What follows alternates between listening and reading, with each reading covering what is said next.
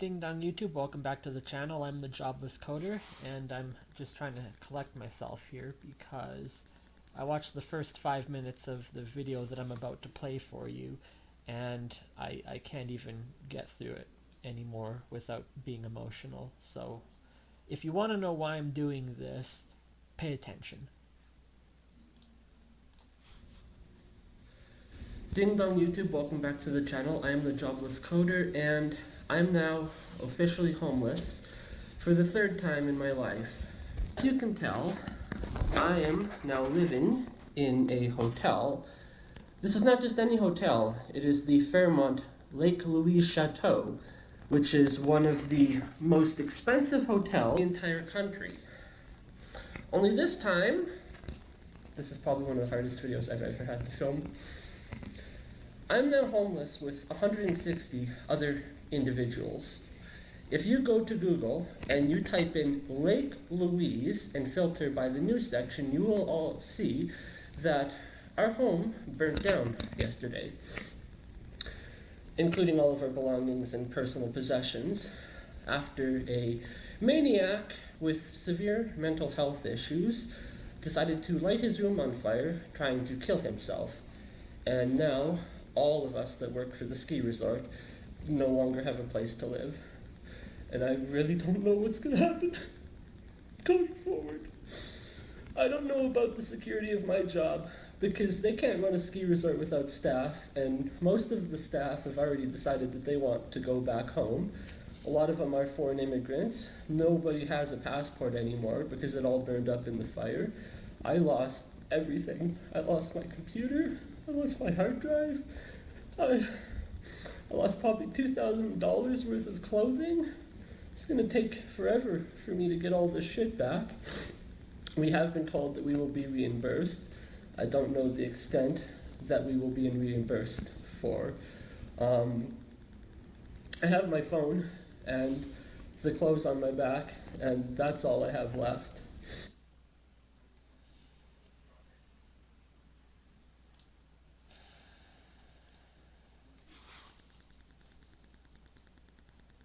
There was over 200 people in that room who were told by the CEO of this company that we would be adequately compensated for what had been lost. The reason we haven't been adequately compensated for what has been lost is because our country is bankrupt. The reason none of the staff members in the Lake Louise Ski Resort were adequately compensated for what they lost is because the country of Canada is bankrupt. I want to show you some things that you need to understand for this budget to make any sense. Daniel Smith, don't build pipelines, build ski resorts. Because this little red square at scale, now this is, remember, important. This is why I show you the scale. This tiny little red dot, wherever it went, represented a really cool tourist attraction in our province. It was the world's largest log cabin building structure, 100,000 square feet, and it was on 4 separate levels. And so you divide that by 4, you find out that the square footage for each particular level would be about 25,000 square feet. So you can figure out from that what the size is on a scale of a map like this, and that is the size of the infrastructure that represented. What did this represent? This is why it's important. Negative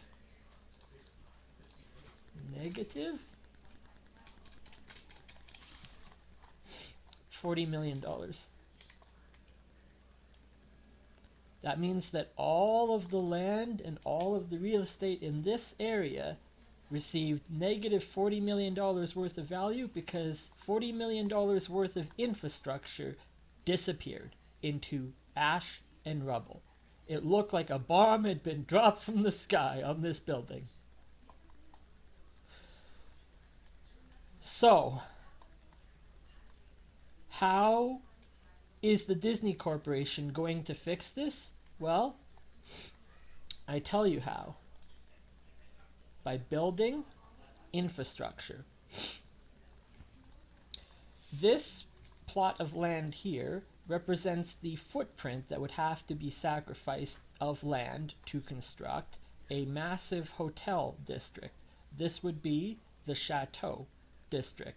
Because right now the only option for a chateau is this building right here. That video that I showed you where I was sitting in the hotel crying was filmed inside of this building located right here at the foot of the lake.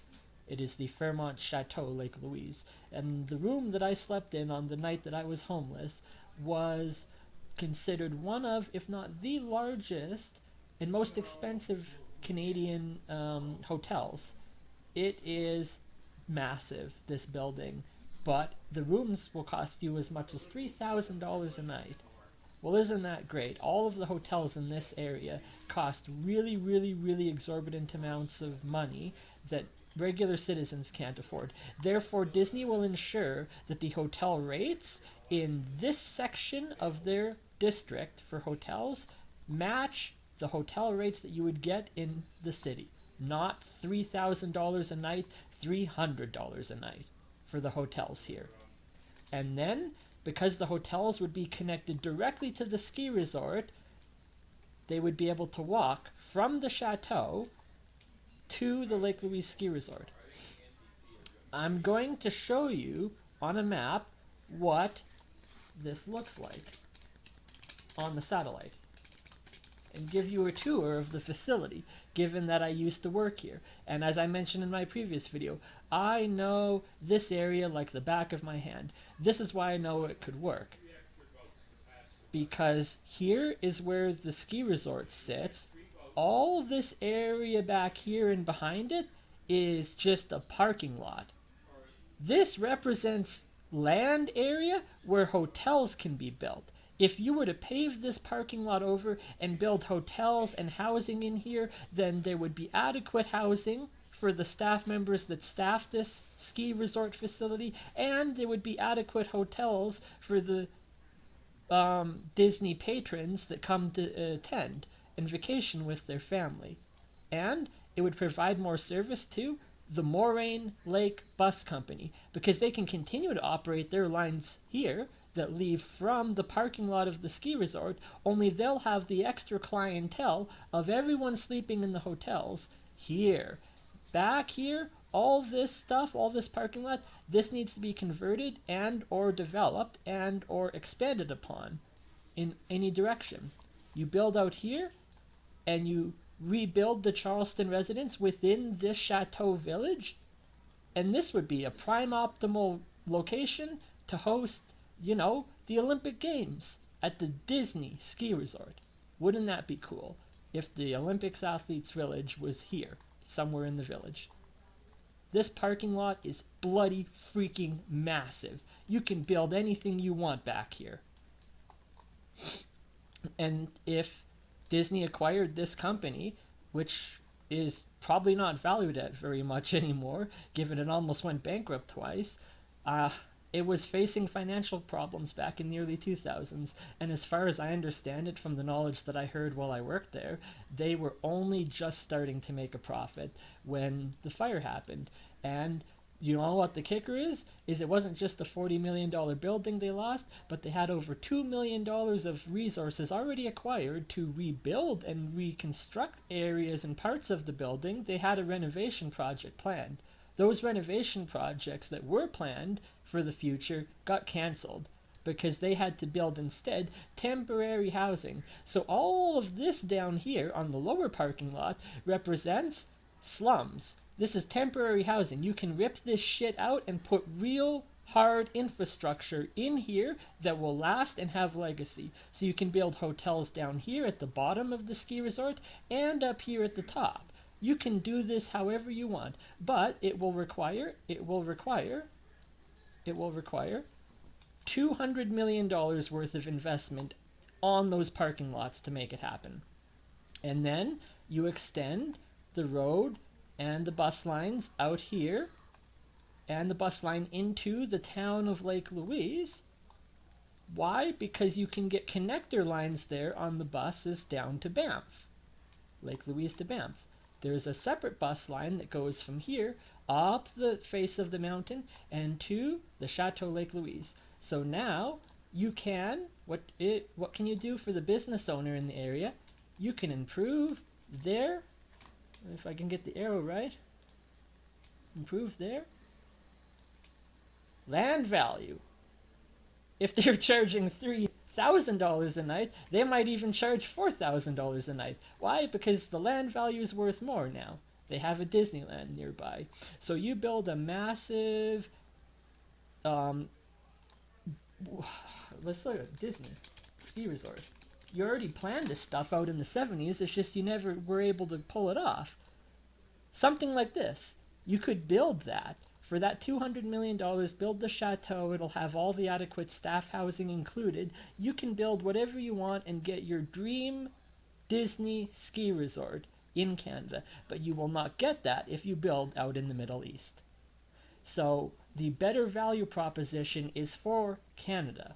We want this. We want our ski resorts to improve. We don't want them to go bankrupt. And then, by putting that new infrastructure in place, this red square that represents a $40 million building that doesn't exist anymore, and this red square that represents a corporation teetering on the verge of bankruptcy and had to lay off 40% of its staff after the fire, these red dots turn into massive blue squares of revenue stream, both for the hotels, for all the shopping and anything else that you put in this area, for the bus lines that service here, for the hotel that already exists here, for all the little bed and breakfast shops that exist all along here in private homes, and all the way up the mountainside, the resort, you could allocate this money however you want.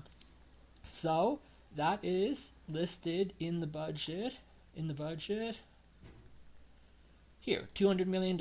It will also include $40 million specifically for the Charleston residents. But here's where the handouts come in. Remember when I said in the previous video that this is a budget that includes handouts because Americans know how we think. And this is how Canadians think. I am promising you right now that a deal like this does not get struck unless America does something for us too. And so we will ask of America that all 165 people are refunded fully for everything that they lost, and there will be $165 million allocated for that, because some people lost hundreds of thousands of dollars worth of stuff that was in their room. One guy lost $10,000 worth of tips in an envelope. So you will fund $1 million per individual that was affected by this fire. And they're all over the planet right now, back in their home countries, a lot of them. So it'll be a challenge to go and find everyone who was affected, but anyone that was affected will get that money. And that will be part of the stimulus, and yes, that is a handout, but it is non-negotiable on my terms, because I'm the one who's writing this budget, and I will not accept anything less if this money is less, because we have all been through hell. And we are now being told that we need to accept more sacrifice? No, we need to accept more business. And this is a business proposition. There's some additional things in here that are debatable on whether or not they're considered part of the handout budget. But you will need to provide funding to the other ski resorts in the areas that currently exist. Why? Because they will not like it or accept it if a Disneyland moves in next door. It will put them out.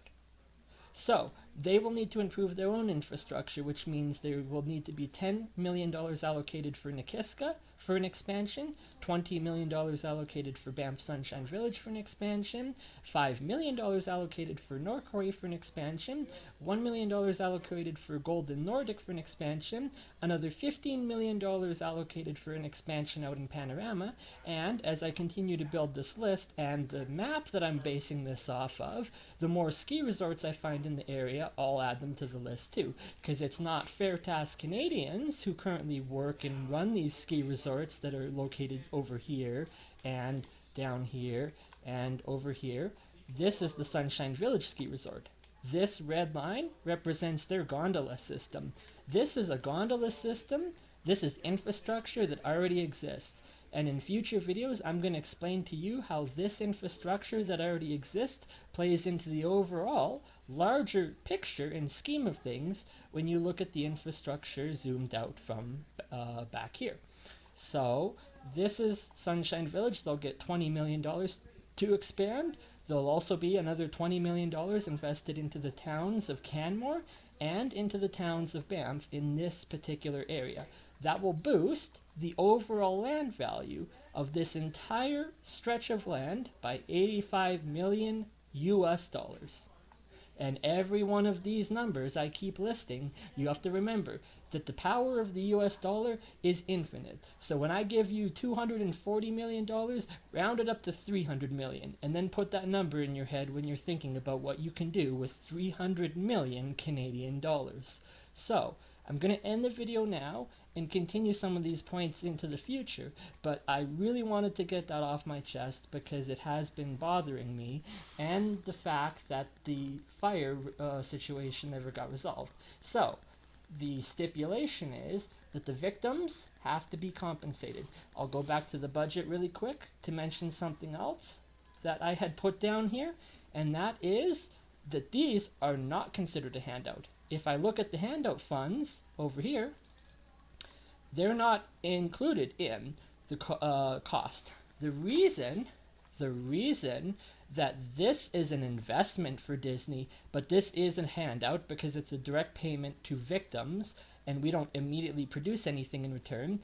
This is going to improve all of the ski resorts in the area, which is going to drive skiing as a tourism industry to this area, because in a very small and tight packed area you'll be able to go to 1, 2, 3, 4, 5, 10 different ski resorts, and you can pick and decide which ones you want. The same way when I go to Florida and there is 40 water parks, yes, you heard me right, Canada, there are 40 water attractions in the state of Florida. You can spend an entire month there and not even visit every single one if you're going to a different one every day. So if the state of Florida can have 40 water parks, why can't we have 10 or 12 ski resorts packed into our mountainous terrain in the Rockies?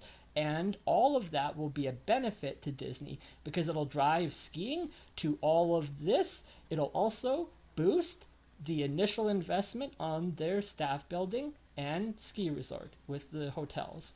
The reason that this is so nice and so cool, and why I think this proposal could work, is because if you look out here and you look down here at the Chateau Lake Louise, look at that blue water. This is some of the most crystalline, blue, pure, aquafined water anywhere on Earth. And you're not going to get this in America. So this is Canada's value proposition in our tourism. The problem is that it's not good enough. It needs other things in the area. But if you were to build right here, where all these trees sit, a big, massive expansion of Disney infrastructure, it would drive more traffic up here, and all the tourism in here will bolster as well. And the town will grow. Because this, if I can find it, okay, so there's the Petro, there it is right here. Oh, okay, maybe they have built something. It looks like there is something right here because this is where the building's at. So it does say 2025. I haven't been out there myself. I'd be interested in knowing what this particular building is all about. But you can see how you can expand upon something like this, You can extend this road out over the highway into this lot over here, and then you have one hotel here for the staff, if that is what the new building is that they're living in, and then everything over here can be for the customers, and then you can build a transit system out here that connects along the highway. This highway goes up, and take a look at that. This parking lot right here, these long rectangular things right here, these rectangular strips, This represents the temporary housing that was put in place after the fire.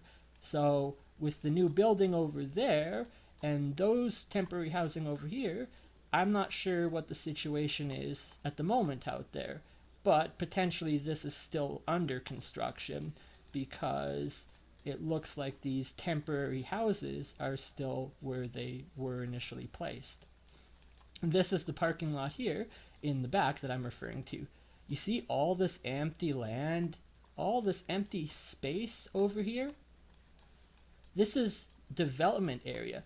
All this land represents areas in and around the ski trails where you can build hotels. If you wanted to, you could at the top of here, Whitehorn Mountain, you could develop a chateau at the top of this mountain and add an extra gondola ride from here all the way up to there. You can expand out the gondola system, you can add more ski hills down here, but the point is that the infrastructure already exists. All Disney has to do is come in and slap some magic on it, and now it's a $1 billion ski resort, not a ski resort that's failing and teetering on bankruptcy. So that would be my value proposition, is that if this was to be acquired, then remember what I said in the previous video, rules stipulation, the terms of the agreement, nobody loses their job. There's no reason anyone would oppose this because nothing changes but the logo on your name badge. That's about it. And so from the workers' perspective, they'll just continue to operate the ski resort as it grows, but then they'll put the Disney logo on their badge. And God forbid America does any business with Canada, because Canadians keep wanting to fight and argue about that. But like I said before, you can have a Disney and you can have all these wonderful, amazing things if you think about it like an entrepreneur and a businessman, or you can get into fighting a war over resources. So that is the platform that I am putting forth, is that the ski resort will be built, and that will be the primary attraction for the Disney. It will be a Frozen themed ski resort because, duh, Frozen is a $14 billion IP, so why not build a Santa's Village and everything of that nature, Elsa's Frozen Ice Palace? Get creative. Why are the creatives at Disney not seeing this? Because they should have even considered talking to Canadians about what we can provide them with a Disney, but they don't want to pay our taxes. And that's going to be a part of some future videos, some things that Canadians are going to do to help them alleviate their own tax problems with what they have going on down south. Because, as I mentioned before, that is why the state of Florida has given the Disney Corporation the tax code and the tax structure that they have. So I do think that it would be in Canadians' best interest to negotiate or work with Gavin Newsom, and the governor of the state of Florida, in order to negotiate those same terms for their theme park down south in California. And if we can do that, we can apply those same tax policies here, because the Disney Corporation is the #1 employer on planet Earth. And if I have to explain that to you in a further video, I will, but that should be pretty obvious. So, I'm going to end the video there, and thank you for watching. And so it's now been 2 hours worth of my time and 2 hours worth of your time, but I have put out my initial ideas and proposal. I'm looking for help from people to help refine these numbers down. So someone that actually knows how much it costs to do certain things like pave roads, or how long the length of the road is you can pave per dollar. Because right now I want to do math, and conservatives and liberals want to fight over policies, and none of them are telling me how it grows. That is not an investment, it is a handout. So, with that information put forth, I would hope people are starting to understand why this is so important to me. Because it was difficult back in May to get people to understand. But the more that it pushes towards an election, if that's what it comes to, the more Canadians, I think, will start to understand. You finally get it. Communism doesn't work.